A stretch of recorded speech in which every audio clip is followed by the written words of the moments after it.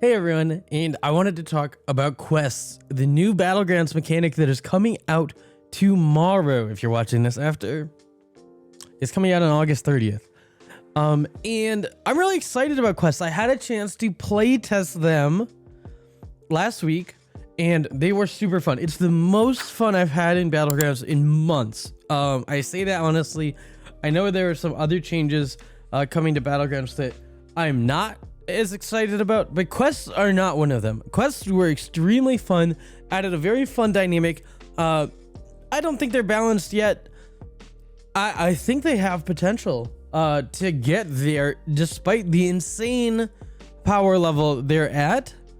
And I want to talk about that a little bit and compare them to some of the previous mechanics that we've seen a few times. So those being the Dark Moon Fair prizes and buddies. The buddy system was obviously a huge deal in Battlegrounds. Some people sort of have the buddy areas being their favorite area in Battlegrounds. Others kind of despised it because of how imbalanced some of the buddies were and how it sort of power crept a lot of stuff. Everything was kind of balanced around buddies. All of the gameplay was dictated around buddies. And I think that quests are a really healthy balance between prizes and buddies. I think the dev team, and maybe I'm wrong, but I think that they learned from those experiences. Now, some of the similarities are that you're getting them on certain turns, you're getting them every game, right? So quests you get on turn 4, kind of like spells, or Dark Moon prizes, I should say. So if we remember Dark Moon prizes, you got the first set on turn 4, then turn 8. We actually just played the most recent meta with prizes in, so this should be familiar. But you got them on turns 4, 8, every 4 turns, 4, 8, 12, 16, 20, and so on. And they kind of drastically impacted your game. The first time we saw people really playing around on the house, and then this most recent time, people were playing around a great deal, and that sort of shifted. Brand's Blessing was really popular at one point, and so they were meta defining, but it didn't really necessarily always impact like what you had on board and like the lines you had to take. It more suggested things like power leveling is generally strong in prize lobbies because most of the prizes, the value of their reward goes up if you're on a higher tier and you're buying higher tier units, you're discovering higher tier units, you're rolling on higher tavern tiers, whatever it is. It generally, behooved you to be on a higher tavern tier, but it didn't like really dictate your game necessarily. You could still kind of be flexible, and it really was dependent on your hero. Still, buddies on the other hand, you got every game, and they were pretty set in terms of the turns you got, but that was because they really dictated your play, because they were so strong that you had to play in a certain way to maximize their value.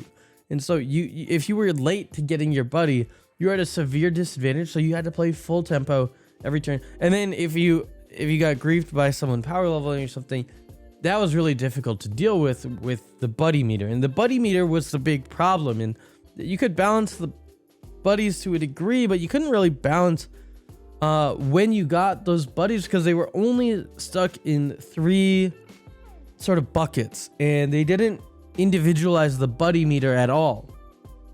And that was the big problem with buddies is, okay, this is too strong to be a tier 2 buddy, it's too weak to be a tier 3, or too weak to be a tier 4 but too strong to be a tier 3. There was no way to really balance for that outside of certain heroes that like couldn't progress their buddy meter, like AFK. You could sort of influence her having a tier 2 buddy that you didn't get until when you would normally get a tier 3 because she didn't have the ability to progress her buddy meter at the start. But the buddy meter really dictated so much of the gameplay that in terms of a balance and healthiness when it came to that regard, it overwhelmed everything. And so that buddies were a really fun mechanic, but a lot of people by the end of buddies were ready for them to go because of the buddy meter. And so what quests do is they kind of balance the heavy rewards of the Dark Moon prizes, and the buddies, but they're not limiting it to specific turns, because they can be tuned. Quests are individually tuned based on your hero, their armor tier, the lobby that is existing. So if demons are in, if murlocs are in, that sort of stuff, and to the reward that is tied to the quest. So the quests and the rewards are independent, but you're offered them as a pair, and then the quest is adjusted automatically based on how strong the reward is.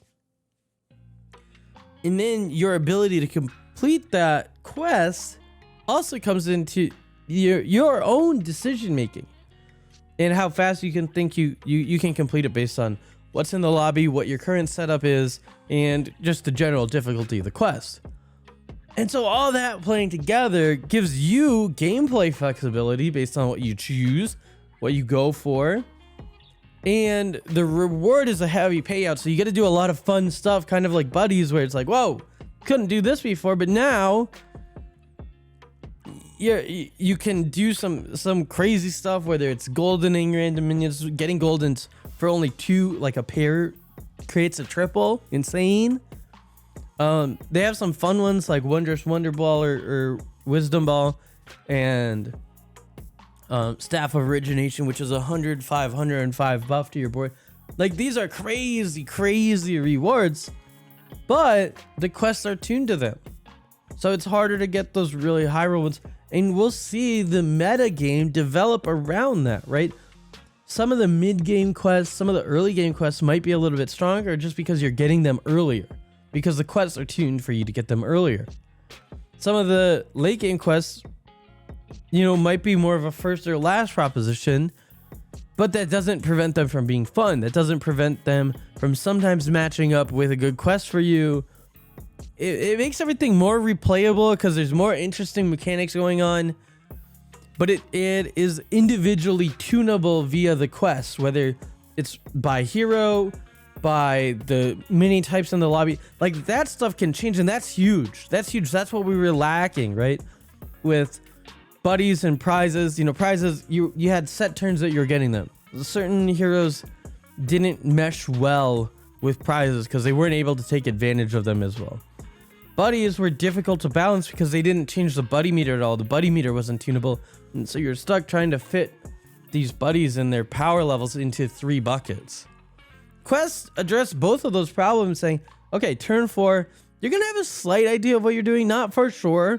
Like, you don't know what your end game board is gonna look like on turn 4, but you have an idea. You have a few minions on board, you know what tier you're on, you know what's in the lobby, you have a kind of an idea of what things might be happening. It's happening after heroes select, which is huge, right? Because buddies, you didn't get to see what other people are playing. Like, all these things like give you information for you to make informed decisions, and decision making being important is what makes the game fun, because if your decisions matter, even if you make the wrong one, you can go back and play again and try and make the right decision, right?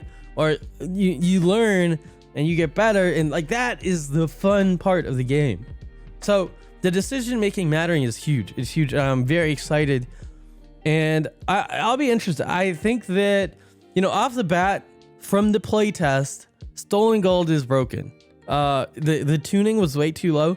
I'll put a link in the description below, but I was able to proc Stolen Gold on turn 5. Stolen Gold is one of the strongest ones. It is really strong. And we were able to proc it on turn 5, not after turn 5, on turn 5, the turn after we got the quest. That sort of stuff will need to be tuned. I think like Tiny Henchman, Menagerie Mayhem, maybe a little bit overtuned in terms of their quest difficulty. They're a little bit too hard to get for their power level, but we can see that tuned. We can see them make some quests harder, some quests easier, and then, despite the fact that these quests have these crazy power levels that vary a lot, you can tune how easy they are to get, so that you're changing their impact, and then a meta develops around that, right? Maybe the meta will favor early quests, but players might be able to take advantage of that in certain heroes and greed or play more tempo heavy, but like really figure out how to balance how they're gonna accomplish their maybe greedier quests, you know, their quests that'll take a little bit longer against everyone playing those early quests, or you know, it gets tuned so that the late game ones are more effective, and it'll just develop around that, and being part of that development will be enjoyable if you have the right attitude about it. And so I'm really excited going into the quest tomorrow. I can't wait to play, but I just wanted to talk about the comparison and why you should be excited about quests. My experience with them was that they were super fun, you know, and even though they weren't balanced, I think they're more balanceable than Buddies or Dark Moon Fair Prizes, and so that's good. I think that Buddies and Dark Moon Fair Prizes both had a lot of aspects of a lot of elements that contributed to the fun of the game, and so taking the good things about those and sort of removing the bad aspects for quests is going to be really cool to see how it plays out, and I can't wait for everyone else to experience them.